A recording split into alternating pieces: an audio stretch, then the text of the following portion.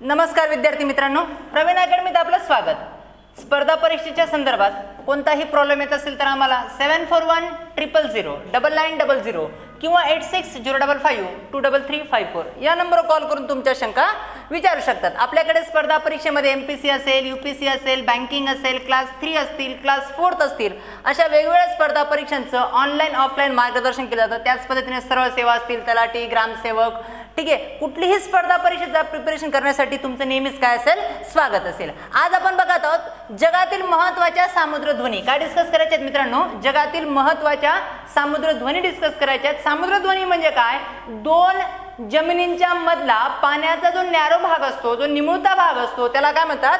सामुद्रध्वनी असं म्हणतात। तर आज आपण वर्ल्ड मॅप मध्ये, जगाच्या नकाशामध्ये सामुद्रध्वनी कुठे आहेत, कोणती सामुद्रध्वनीचं काय व्हॅल्यू आहे, ते पण आपण आज काय करणार आहोत, डिस्कस करणार आहोत। तुम्हाला जवळजवळ इथे मी 11 सामुद्रध्वनी दिलेले आहेत।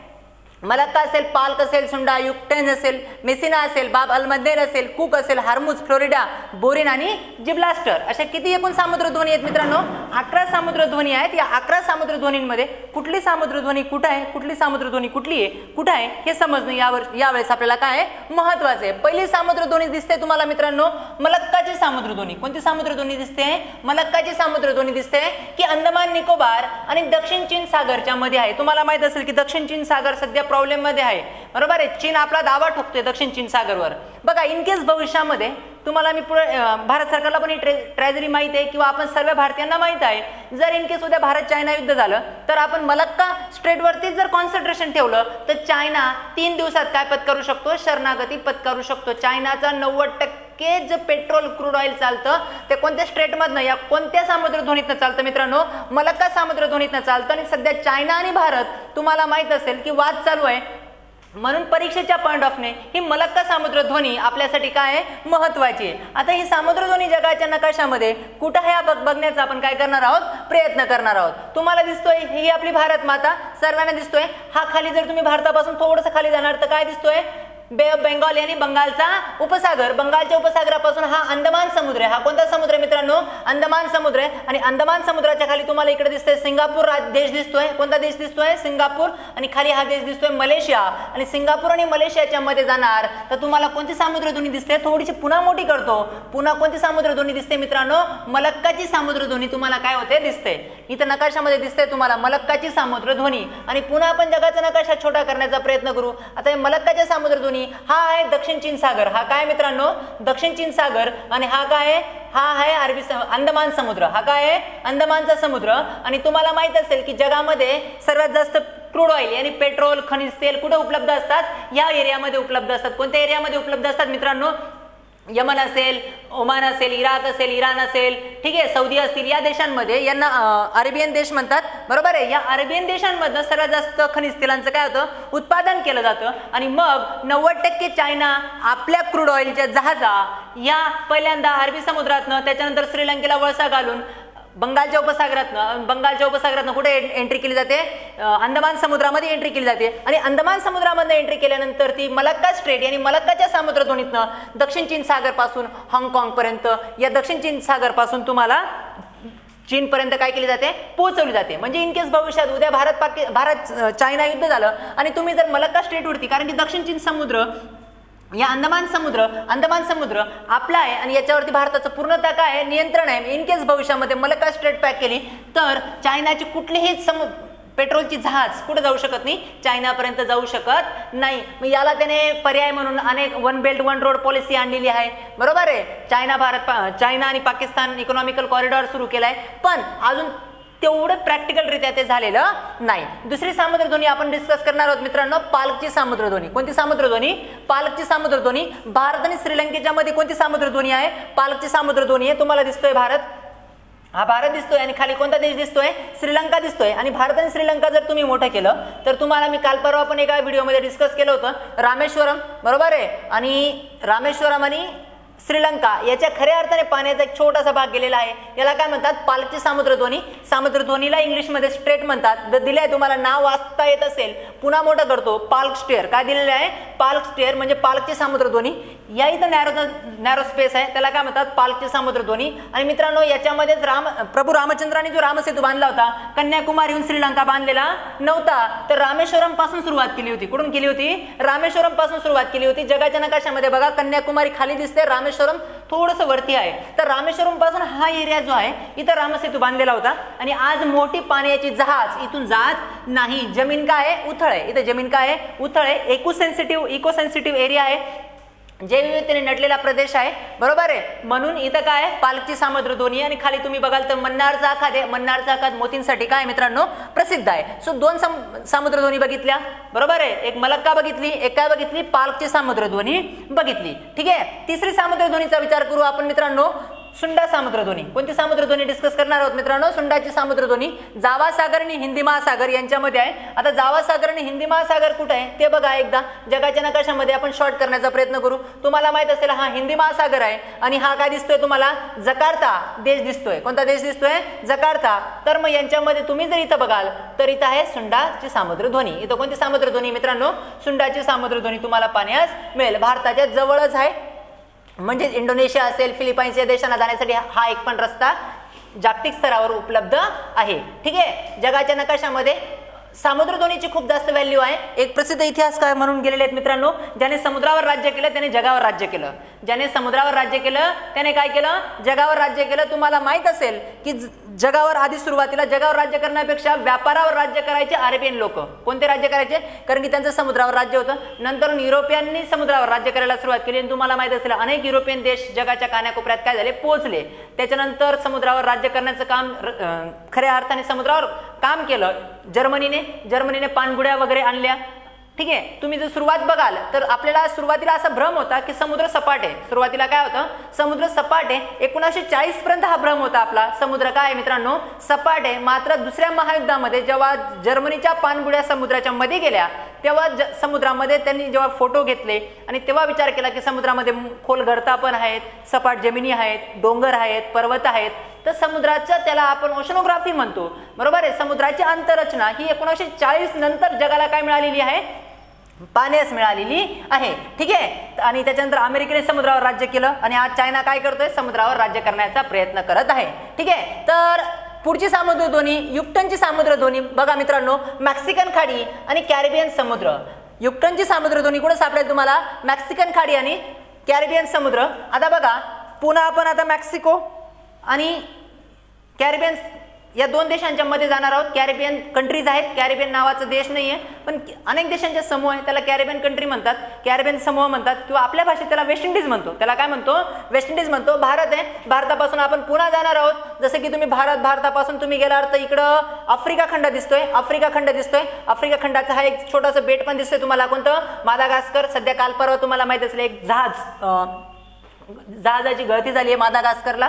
ठीक आहे. आणि हा पण एक पर्यटनाच्या दृष्टिकोनातून सर्वात महत्त्वाचा देश होता. इथं पण सध्या राष्ट्रीय आपत्काल आणीबाणी काय केलेली आहे? पर्यावरणीय आणीबाणी जाहीर केलेली आहे. सो आफ्रिका खंड आहे. आफ्रिका खंडापासून आपण पुन्हा युटर्न मारणार तर तुम्हाला इथं उत्तर अमेरिका खंड दिसेल. बघा भारतापासून तुम्ही घेणार आफ्रिकेपासून जाणार तर तुम्ही दक्षिण अमेरिकेच्या वरती जाणार तर तुम्हाला उत्तर अमेरिका दिसेल. आणि उत्तर अमेरिकेच्या मध्ये तुम्हाला हे जे देश दिसत आहे क्युबा. कोणता देश दिसतोय मित्रांनो? क्युबा. आणि हे जे जवळजवळचे देश आहेत बघा, डॉमिनियन रिपब्लिकन, असे 17-18 देशांचा समूह आहे. या देशांच्या समूहाला काय म्हणतात? वेस्ट इंडिज म्हणतात. या देशांच्या समूहाला काय म्हणतात? वेस्ट इंडिज म्हणतात. आणि या वेस्ट इंडिज आणि हा मेक्सिको हा देश कोणता दिसतोय मित्रांनो तुम्हाला? खाली मेक्सिको दिसतोय. आणि याला कॅरिबियन कंट्रीज म्हणतात. या कॅरिबियन समुद्र आहे हा, कॅरिबियन सी. आणि हा काय आहे? Mexico, gulf of Mexico. या दोघांच्या मध्ये जी सामुद्रधुनी आहे तिला आपल्याला आत्ताच नाव दिले आपण. कोणती सामुद्रधुनी? युकनची सामुद्रधुनी म्हणतात. बघा ही आहे युकनची सामुद्रधुनी. ठीक आहे. जगाच्या नकाशा परत मी छोटा करण्याचा काय करतो?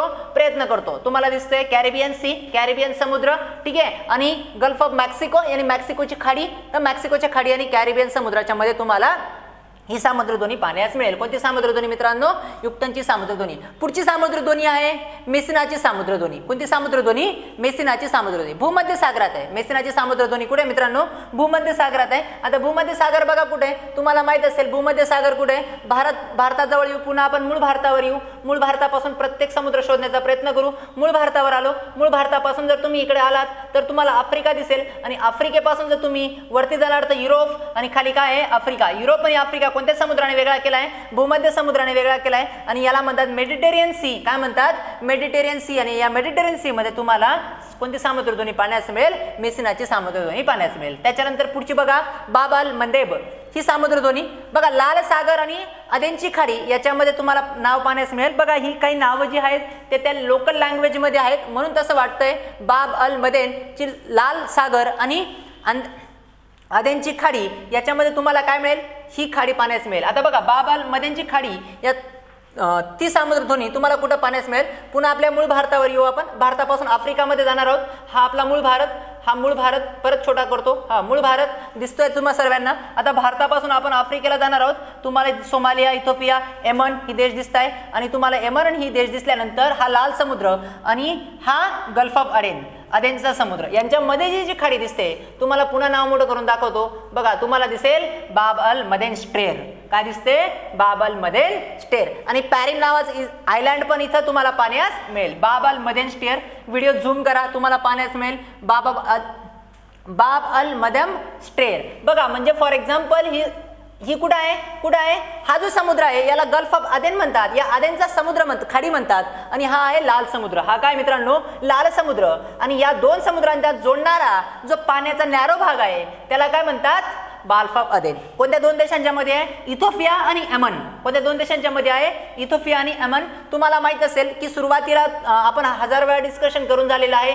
जसं की तुम्हाला माहित असेल की वास्को दा गामा कसा आला होता भारतामध्ये? वास्को दा गामा कोणत्या देशाचा होता? पोर्तुगीज देशाचा होता. वास्को दा गामा कोणत्या देशाचा होता? पोर्तुगीज देशाचा होता. पोर्तुगीज कुठे बघा बरं? स्पेनच्या बाजूला दिसतंय तुम्हाला. काय दिसतंय? पोर्तुगाल दिसतंय. तर पोर्तुगाल पासून त्याने काय केलं? तुम्हाला इथं पोर्तुगाल दिसतोय बघा. हा पोर्तुगाल आहे. पोर्तुगाल पासून काय केलं त्याने? मोरोक्को आला. त्याच्यानंतर तुम्ही आफ्रिका खंडाला वळसा घातला. असा आणि असा आला भारतामध्ये. ठीक आहे. 17 मे 1498 रोजी. बरोबर आहे. तर मग आफ्रिकेला वळसा घालून ईस्ट इंडिया कंपनी सुरुवातीला काय करायची? व्यापार करायची. पण नंतरच्या काळामध्ये त्यांनी काय केलं? भूमध्य समुद्र हा काय आहे? भूमध्य समुद्र. हा काय आहे? मेडिटेरियन सी यांनी भूमध्य समुद्र. हा काय आहे? लाल समुद्र. यांना जोडणारा कालवा पण काय केला होता? इजिप्त देशामधनं खोदून काढला होता. त्याला काय म्हणतात? बघा तुम्ही जर इथं कालवा खोदलेला आहे बरोबर आहे. कोणता कालवा खोदला होता मला तुम्ही कमेंट करून सांगायचंय. कोणकोणत्या देशामध्ये? मेडिटेरियन सी आणि भूमध्य समुद्र. आणि हा कोणता समुद्र आहे? लाल समुद्र. ठीक आहे. या दोघांच्या मध्ये कालवा खोदला होता. पनामा होता का? नाही. पनामा नाही. सुएझ कालवा होता. कोणता कालवा होता? हा सुएझ कालवा खोदला होता. ठीक आहे. या पद्धतीने ही खाडी तुम्हाला इथं पाहण्यास मिळेल. पुढची खाडी जर तुम्ही बघाल तर बाब अल दारिन कुकची सामुद्रधुनी. पुढची सामुद्रधुनी कोणती आहे मित्रांनो? कुकची सामुद्रधुनी आहे न्यूझीलंड मध्ये. कुकची सामुद्रधुनी कुठे आहे मित्रांनो? न्यूझीलंड मध्ये आहे. आता न्यूझीलंड कुठे आहे बघा? जगाचा नकाशा परत आपण छोटा करू आणि आता पुन्हा भारताहून आपल्याला कुठे जायचंय? न्यूझीलंडला जायचंय. हा भारत दिसतोय. भारताहून तुम्ही सरळ तुम्हाला क्रॉस मध्ये काय दिसेल? ऑस्ट्रेलिया. आणि ऑस्ट्रेलियापासून तुम्हाला इथं काय दिसेल? न्यूझीलंड. न्यूझीलंडमध्ये दोन महत्वाची बेट आहेत. दोन मोठी बेट आहेत. तुम्ही न्यूझीलंड मी मोठा करतो. बघा न्यूझीलंड झाला मोठा. आता दोन बेट आहेत आणि या दोन बेटांच्या मध्ये जी सामुद्रधुनी आहे. ठीक आहे. न्यूझीलंडची राजधानी काय आहे? वेलिंग्टन्स इथं दिसते तुम्हाला. तर न्यूझीलंडच्या दोन बेटांच्या मध्ये जी सामुद्रधुनी आहे तिला काय म्हणतात? कुकची सामुद्रधुनी. Cook strait. हे काय आहे? कुक स्टियर नाव दिसतंय तुम्हाला. कोणत्या दोन? न्यूझीलंडच्या दोन बेटांच्या मध्ये काय? कुक स्टियर आहे. आणि न्यूझीलंडचा अजून एक वैशिष्ट्य, हा जो समुद्र किनारा आहे न्यूझीलंडचा आणि हा जो समुद्र किनारा आहे याला कोरोमंडल समुद्र किनारा म्हणतात. काय म्हणतात? कोरोमंडल समुद्र किनारा म्हणतात. आणि भारतामध्ये सुद्धा जसं की आपल्या महाराष्ट्रामध्ये कोकण म्हणतात तसं तुम्ही जर तामिळनाडूच्या समुद्र किनारपट्टीला कोरोमंडल म्हणतात. तामिळनाडूच्या समुद्र किनारपट्टीला काय म्हणतात? कोरोमंडल म्हणतात. कोरोमंडल समुद्र किनारा तामिळनाडूची पण किनारपट्टीला म्हणतात. आणि ही जी किनारपट्टी आहे न्यूझीलंडची उत्तर आणि ही या दोन मोठ्या बेटांच्या मधली जी किनारपट्टी आहे तिला आपण काय म्हणतात मित्रांनो? कोरोमंडल किनारपट्टी म्हणतात. सो कुक स्ट्रेअर तुम्हाला इथे दिसते. न्यूझीलंडमध्ये आहे. न्यूझीलंडची दोन बेटं वेगवेगळी केलेली आहेत. कोणत्या सामुद्रधुनीने? कुकच्या सामुद्रधुनीने. पुन्हा न्यूझीलंड छोटा करू. हा तस्मान समुद्र आहे, तस्मानिया नावाचं छोटंसं बेट दिसतंय, भारत ऑस्ट्रेलिया दिसतोय, ऑस्ट्रेलियाबद्दल पण आपण डिटेल डिस्कस करणार आहोत. इंडोनेशिया असेल, पापुआ न्यू गिनी असेल, हा पापुआ न्यू गिनी नावाचा देश, मलेशियाहून पुन्हा तुम्ही थायलंडहून पुन्हा कुठे येणार आहात, भारतामध्ये येणार आहात. ठीक आहे, तो तुम्हाला सापडली. कोणती सामुद्रधुनी सापडली मित्रांनो, कुकची सामुद्रधुनी सापडली. पुढची सामुद्रधुनी परीक्षेच्या पॉईंट ऑफ सर्वात महत्वाची आहे, हार्मुजची सामुद्रधुनी. ओमान आणि पर्शियामध्ये आहे. हार्मुजची सामुद्रधुनी कुठे आहे, ओमान आणि पर्शियामध्ये आहे. आणि इराकचं याच्यावर मोठ्या प्रमाणात नियंत्रण आहे आणि इराकने ठरवलं तर जगातल्या कोणत्याही देशाला पेट्रोल जाऊ शकत नाही. ठीक आहे, तुम्हाला माहित असेल की सध्या वाद चालू होता इराक आणि अमेरिकेमध्ये. ठीक आहे, तर मग इराकचं मोठ्या प्रमाणात हार्मुजच्या सामुद्रधुनीवर काय राहतं मित्रांनो, नियंत्रण राहतं. तर बघू आता आपण हार्मुजची सामुद्रधुनी, कोणती सामुद्रधुनी डिस्कस करत आहोत, हार्मुजची सामुद्रधुनी कुठे आहे जगाच्या नकाशामध्ये, तुम्हाला दिसतंय, हा भारत दिसतोय. भारतापासून आपण इराणमध्ये जायचे, आपल्याला कुठे जायचंय मित्रांनो, इराणमध्ये जायचे. आणि भारतापासून तुम्ही वरती जाणार तर पाकिस्तान, अफगाणिस्तान, तुम्हाला इथे दिसतोय इराण, इथे दिसतोय ओमान आणि इथे दिसतोय सौदी अरेबिया. ठीक आहे, तर तुम्ही ओमान पासून, हा आहे पर्शियन गल्फ, आणि तुम्ही जर बघाल तर हा gulf of Oman, Persian gulf आणि गल्फ ऑफ ओमान यांच्यामध्ये तुम्ही जर बघाल तर तुम्हाला इथं कोणती खाडी दिसेल मित्रांनो, इथं कोणती खाडी दिसेल बघा, स्ट्रेट ऑफ हार्मुज. कोणती खाडी दिसेल, स्ट्रेट ऑफ हार्मुज. म्हणजेच काय सांगायचा पर्पज असा मित्रांनो, म्हणजेच काय, सौदी देशाला असेल, इराकला असेल, सौदी असेल, इराक असेल, यांना जगाच्या कानाकोपऱ्यात पोहोचण्यासाठी इथून निघावं लागतं. इथं UAE आहे, युनायटेड अरब इमिरात, बरोबर आहे, हां, संयुक्त राष्ट्र युनायटेड अरब इमिरात, माहिती आहे ना, दुबई वगैरे. तर इथे दुबई आहेत. म्हणजेच काय, इराक असेल, इराण तर सोडा, इराणला इकडचा थोडासा प्रदेश उपलब्ध आहे पाण्यामध्ये, पण इराण असेल, सौदी असेल, ठीक आहे, ही देशांना या हार्मुजची खाडी पार करून जगाच्या कानाकोपऱ्यात काय पोहोचवावं लागतं, पेट्रोल पोहोचवावं लागतं. आणि या खाडीवर ज्याचं नियंत्रण, तो या संपूर्ण प्रदेशावर काय ठेवू शकतो, नियंत्रण ठेवू शकतो. इराणचं नियंत्रण ह्या खाडीवर आहे. म्हणून तुम्हाला माहित असेल की इराणने सध्या जपानची एक जहाज उडवली होती, अमेरिकेच्या जहाज उडवल्या होत्या. इराण आणि अमेरिकेमध्ये जे क्रायसिस चालू आहेत, जे वाद चालू आहे, त्या या खाडीवर पण एक महत्त्वाचं इराणचं कॉन्सन्ट्रेशन आहे, इराणचा दबदबा आहे या खाडीवर.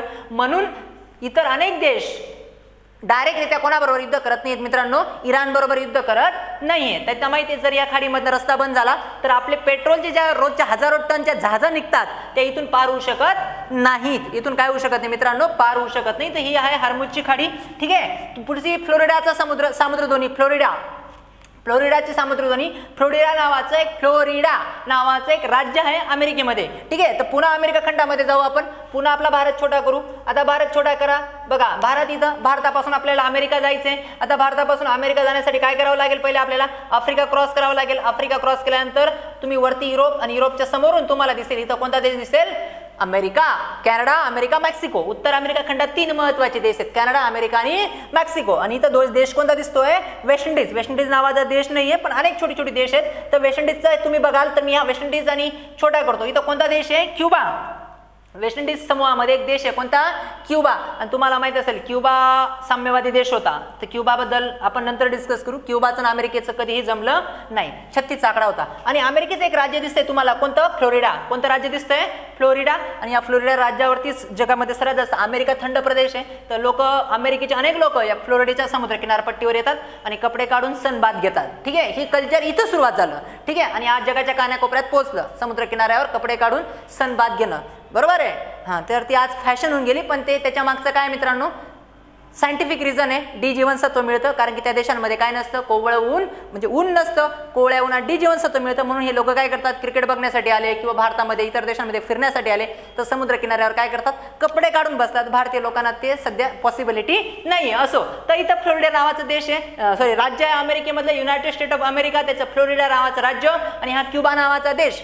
कोरोनामध्ये या वर्षी सर्वात इम्पॉर्टन्स आहे आपल्याला क्युबाला तुम्ही जर बघाल तर क्युबाला साखरेचं कोठार म्हणतात. क्युबाला काय म्हणतात मित्रांनो, साखरेचं कोठार म्हणतात. जगाच्या कानाकोपऱ्यामध्ये जेव्हा कोरोना क्रायसिस चालू होता, कोरोनाची महामारी चालू होती, तर क्युबाने पहिल्यांदा आपले हजारो डॉक्टर इतर जगाच्या कानाकोपऱ्यात काय केले होते, एक्सपोर्ट केलेले होते. म्हणजेच इतर देशांमध्ये सेवा देण्यासाठी क्युबाचे डॉक्टर काय गेलेले होते. क्युबाची मेडिकल सिस्टीम म्हणजे गव्हर्नमेंट मेडिकल सिस्टीम अतिशय उत्कृष्ट आहे. तर क्युबाने अनेक देशांमध्ये डॉक्टर सर्व्हिस प्रोव्हाइड केलेली होती.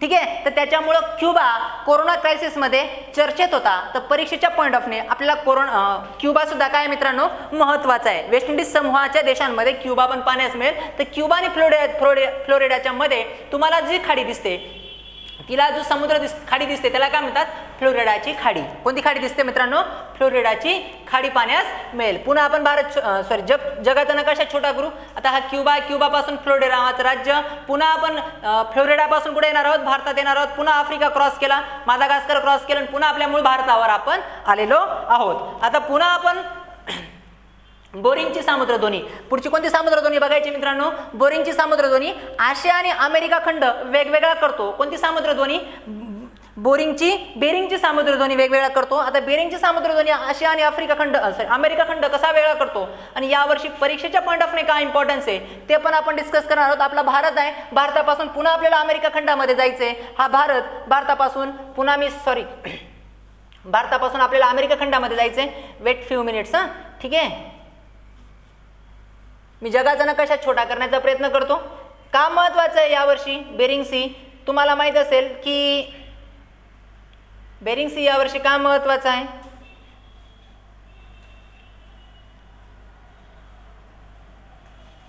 एक मिनिटासाठी फक्त मी जगाचा नकाशा काय करण्याचा प्रयत्न करतोय. हा, जगाचा नकाशा आपण पुन्हा मूळ भारतावर येऊ म्हणजे तुम्हाला पटकन समजेल भारतापासून जगाच्या कानाकोपऱ्यात कुठे जायचं. इन केस भविष्यामध्ये तुम्ही वर्ल्ड टूरला निघालात तर प्रवीण सरांनी शिकवलेलं थोडंफार काय येणार आहे, कामा येणार आहे वर्ल्ड टूरला जाण्यासाठी. ठीक आहे, हां सॉरी. आता मूळ भारतावर येऊ. मूळ कुठे येऊ, भारतावर येऊ आणि भारतापासून आपल्याला अमेरिका खंडामध्ये जायचं आहे. भारतापासून तुम्ही इराक, इराण, सौदी गेलात, तिथून युरोप खंडामध्ये गेलात. युरोप खंडामध्ये तुम्ही सरळ टर्न मारला, कोणत्या खंडामध्ये आलात, अमेरिका खंडामध्ये आलात. अमेरिका खंडामध्ये उत्तर अमेरिकेमध्ये 3 महत्त्वाचे देश आहेत. वरती कॅनडा, खाली America, United state of America मोठं नाव दिसतंय. त्याच्या खाली कोणता देश आहे, मेक्सिको नावाचा देश आहे. ठीक आहे, तर कॅनडाच्या वरती जाऊ आपण. इथं बघा अलास्का नावाचा प्रांत आहे. मराठीत अलास्का म्हणजे काय माहिती आहे ना, अलास्का नाही हं, तर अलास्का नावाचा प्रांत आहे. ते सुरुवातीला रशियाचा पार्ट होता. अलास्का कोणाचा पार्ट होता, रशियाचा पार्ट होता. अलास्काने हा पार्ट कोणाला विकलेला आहे, अमेरिकेला विकला आहे. अमेरिका 2 जागेवर आहे मित्रांनो. अमेरिका किती जागेवर आहे, 2 जागेवर. इथं दिसतंय युनायटेड स्टेट ऑफ अमेरिका आणि इथं पण कोण आहे, अमेरिका आहे. इथं पण कोण आहे, अमेरिका आहे. या 2 जागेवर अमेरिका आहे. मध्ये तुम्हाला कॅनडा दिसेल. मात्र कॅनडाचं आणि अमेरिकेचं खूप चांगलं रिलेशन आहे.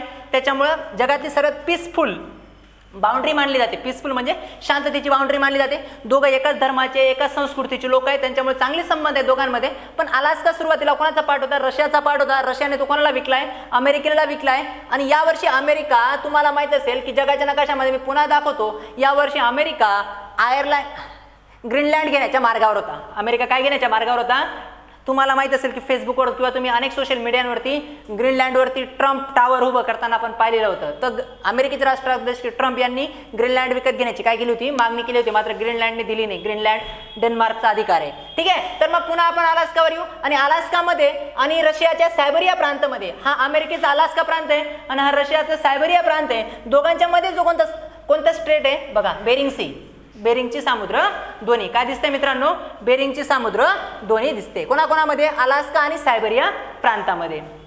ठीक आहे, अलास्का आणि सायबेरिया प्रांतामध्ये काय दिसते, बेरिंगची सामुद्र दोन्ही तुम्हाला पाहण्यास मिळेल. ठीक आहे, पुन्हा आपण जगाचा नकाशा काय करणार आहोत मित्रांनो, छोटा करणार आहोत. जगाचा नकाशा छोटा करू म्हणजे समजलं बघा. इथं आहे अलास्का प्रांत अमेरिका खंडामध्ये आणि सायबेरिया प्रांत रशियाचा आशिया खंडामध्ये. या दोघांना जोडणारी ही जी झिगझॅग लाईन गेलेली आहे, 180 अंशाचं रेखावृत्त गेलेलं आहे. झिगझॅग कोणत्या अंशाचं गेलेलं आहे, 180 अंशाचं रेखावृत्त गेलेलं आहे. त्याला जी कोणती सामुद्रधुनी आहे मित्रांनो, बेरिंग समुद्रच आहे. आणि बेरिंगच ची काय सामुद्रधुनी आहे, अलास्का प्लस सायबेरिया. ठीक आहे, तर सायबेरियाबद्दल पण आपण डिस्कस करणार आहोत पुढे भविष्यामध्ये. सायबेरियाबद्दल पण खूप काही आहे, ट्रान्स सायबेरिया रेल्वे मार्ग वगैरे आहेत, खूप काही गोष्टी आहेत. ठीक आहे, तर सायबेरिया. आणि शेवटची सामुद्रध्वनी जिब्राल्टरची सामुद्रध्वनी. ठीक आहे, कोणती सामुद्रध्वनी, जिब्राल्टरची सामुद्रध्वनी. जिब्राल्टरची सामुद्रध्वनी बघायची आपल्याला. बघा तुम्ही भारतातून आपल्याला आता जिब्राल्टरच्या सामुद्रध्वनीत जायचंय. बघा मग इथून भारतातून तुम्ही सरळ इराक, इराण, सौदी जाणार. इराक, इराण, सौदीमधनं भूमध्य समुद्र, ग्रीस, इटली, फ्रान्स, पोर्तुगीज आणि मोरोक्को. आणि पोर्तुगीज आणि मोरोक्कोच्या मध्ये जर तुम्ही बघाल तो समुद्र भूमध्य समुद्रामध्ये एंट्री करावी लागेल ना. कोणत्या समुद्रामध्ये एंट्री करावं लागेल, इथं भूमध्य समुद्र, मेडिटेरियन सी. आणि इथं कोणता समुद्र आहे, इथं कोणता समुद्र आहे, अटलांटिक महासागर आहे. कोणता महासागर आहे, अटलांटिक महासागर आहे. तर मग अटलांटिक महासागरामध्ये या पोर्तुगाल, या स्पेन या देशामध्ये आणि मोरोक्को या देशामध्ये कोणती सामुद्रधुनी दिसते मित्रांनो, परत मोठं नाव करतो. कोणती सामुद्रधुनी दिसते, जिब्राल्टरची सामुद्रधुनी दिसते. कोणाकोणामध्ये, स्पेन आणि मोरोक्को या देशामध्ये. मोरोक्को देश आफ्रिका खंडामध्ये आहे आणि स्पेन हा देश युरोप खंडामध्ये आहे. स्पेन देश कोणत्या खंडामध्ये आहे, युरोप खंडामध्ये पाहण्यास मिळेल. म्हणजेच याच पद्धतीने तुम्हाला सपोज भारतातनं तुम्हाला इंग्लंडला जहाजाने जायचे, बाय शिप, पाण्याच्या मार्गाने जायचे, तर तुमच्यासाठी सर्वात चांगला पद्धत तुम्हाला इंग्लंडहून या भारतातून इंग्लंडला, या इंग्लंडहून भारतात तुम्हाला जहाजाने जायचे, तर सर्वात सोपा पर्याय काय आहे? तुम्हाला दिसतंय आयर्लंड. आयर्लंडच्या जवळ तुम्हाला इथं काय दिसतंय मित्रांनो? इथं काय दिसतंय? इंग्लंड दिसते. युनायटेड किंगडम नाव आहे. युनायटेड किंगडम पासून तुम्ही या मोरोक्कोच्या कोणत्या खाडीत जाणार? पहिल्यांदा जिब्राल्टरच्या खाडीमध्ये प्रवेश करणार. इथं कोणता समुद्र पाण्यास मिळेल तुम्हाला? कोणता समुद्र पाण्यास मिळेल? Mediterranean sea. आणि मेडिटेरियन सी म्हणजे कोणता समुद्र? भूमध्य समुद्र. भूमध्य समुद्रामधनं तुम्ही इथं परत एक कोणता कालवा आहे? सुएझ कालवा. सुएझ कालवा पार करून तुम्ही कोणत्या समुद्रात येणार? लाल समुद्रात येणार. लाल समुद्र पार करून इथं कोणता? अल-बिब आदींची समुद्रध्वनी पार करणार. बरोबर आहे ना? अल-बिब आदींची काय पार करणार? समुद्रध्वनी पार करणार. बाब अल मदींची समुद्रध्वनी पार करणार. तिथून तुम्ही कोणत्या समुद्रात येणार? हिंदी महासागरात येणार. तिथून कोणत्या समुद्रात येणार? इथून पुन्हा गल्फ ऑफ अडेनमध्ये हिंदी महासागरात. आणि तुम्ही कुठे एंट्री करणार? भारतामध्ये एंट्री करणार. तो भारतापासून इंग्लंडला या युरोप खंडात जाण्याचा हा काय आहे? महत्वाचा मार्ग आहे. आणि तुम्हाला त्याच्यामध्ये कोणतं समुद्रध्वनी महत्वाची आहे? जिब्राल्टरची समुद्रध्वनी काय आहे? महत्वाची आहे. आता जिब्राल्टरची समुद्रध्वनी युरोप खंडासाठी सर्वात इम्पॉर्टन्स आहे. सो परीक्षेच्या पॉईंट ऑफ अशा महत्वाच्या समुद्रध्वनी काय केल्यात? आपण डिस्कस केल्यात. So thank you for watching this video. Thank you for Praveen academy.